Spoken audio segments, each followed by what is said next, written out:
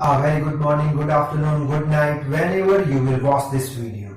So today in this video, we will discuss one topic which is write introduction and conclusion. So that would be the last topic of our chapter, which is nature and style of writing. So I hope you are ready with your pen and paper. So without wasting much time, let us start this video.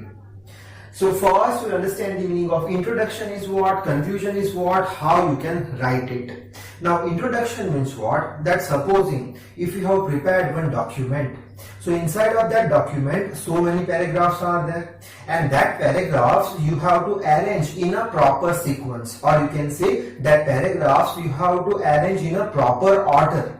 Proper order means what? That supposing 10 paragraphs are there, so among that 10 paragraphs, which paragraph is very much important for you, so that that paragraph can introduce the whole document. So the paragraph which includes the introduction of your whole document is known as introduction portion. Now in the introduction portion, certain you can say developers are there. Developers means what? So that your paragraph is developed. Certain terminators are there. Terminator means what? That that paragraph will be terminated, or that paragraph will end by writing this. So that thing you have to remember, that how you will start your paragraph, which are the opening statements, which are the developers, and which are the terminators. And if you will write your introduction very clearly and very effectively, then only reader may get some interest to read the main body. Main body means what? That after introduction paragraph, whatever paragraphs are there, remaining paragraphs are there, these paragraphs are known as main body. So if you want to create the interest in the mind of the reader, that read my remaining paragraphs, then you should create your introduction paragraph very much effectively. So that is all about the introduction. Now we will move about the conclusion. Conclusion means what? That as you know, conclusion of the document is always written at the last. Though that is the last topic of your document, but you should not neglect it. Why? Because conclusion is very much important to your document. So whatever conclusions are there, that conclusion you should make clearly. In the conclusion, you should not use the complex sentences. In an easy way, you can write your conclusion, and in your conclusion, you can express your own thought, but you should not take the thoughts of others, or you should not create such thing which you have stolen from the other source. That means whatever conclusion is there, that should be purely based on your aspects.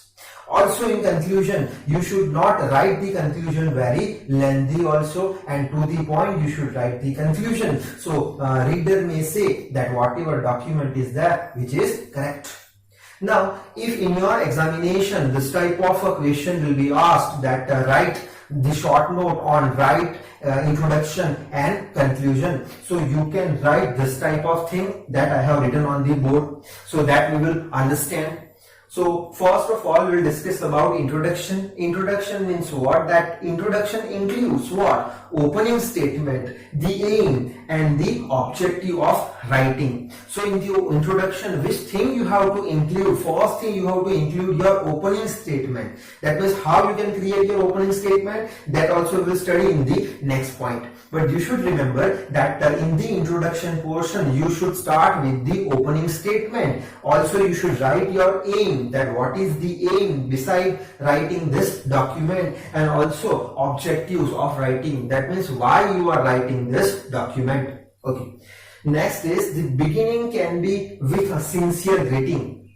Whatever introduction you are starting, so that you should start with you can say sincere greetings. You should start questions, quotations, anecdotes. Anecdote means what? Any, you can say, funny incident which has been done in your life, that is known as anecdote. A short story, Analogy means what? That relativeness, you are comparing two things, that is known as analogy, so that one can grab the attention of the reader. So if you will do so in your starting line or in your opening line, if you start with a short story, or you can say sincere greeting, questions, or you can say analogy or anecdote, then what's happened? Whatever reader is there, that reader will get some interest. That introduction portion is very much good, so I must read the document.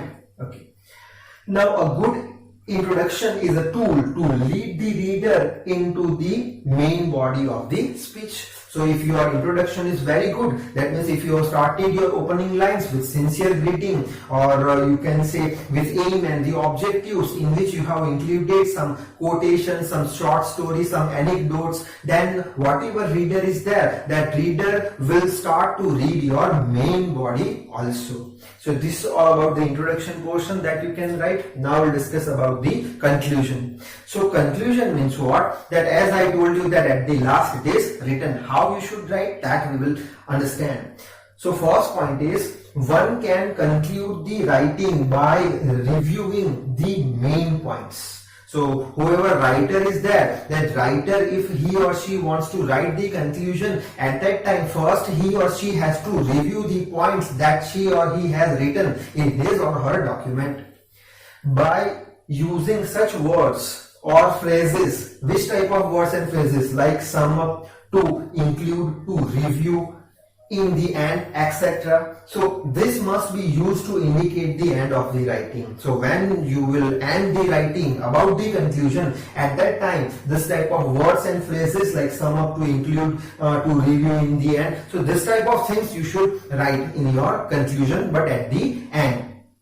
Okay, last topic is, one can also conclude with the quotation, joke, anecdote, with which one can start his/her writing to bring it to full circle. That means finally when you are ending your writing, means finally you are writing the conclusion, at that time how you will end your conclusion? Similarly, by putting some anecdote, by putting some quotation, by putting some joke, etc. So that is this type of thing you will write. So whatever reader is there, in the mind of the reader certain mental picture about your document is created, so your document looks very much impressive to the reader. So this is all about the thing of introduction and conclusion. So now I am ending this video, and also we have completed the chapter which is your style and nature of writing. From the next video we will start with the last chapter of the English subject. So till then, read hard, work hard. Thank you very much.